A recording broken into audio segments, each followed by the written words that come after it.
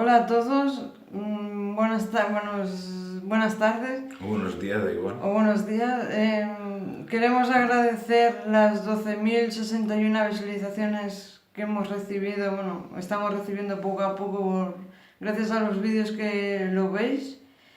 Y en segundo lugar, hoy hace un mes de que fuimos a votar y ganemos, y desde España pues nos están jodiendo y mañana aún nos joderán más con el tema de la Forcadell y el Puigdemont y todo esto.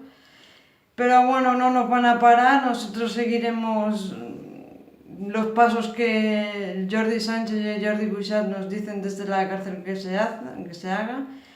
Y haremos manifestaciones pacíficamente, sin violencia como los españoles están haciendo aquí en Cataluña.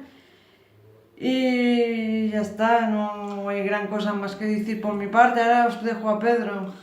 Hombre, por mi parte, per la meva part, pues sobretot agraeixer a la gent que heu estat clicant, no? I heu donat m'agrada, i gràcies a aquestes 12.000 visualitzacions, moltes gràcies.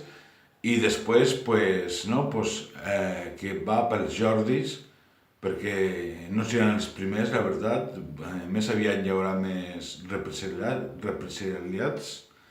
I ja està.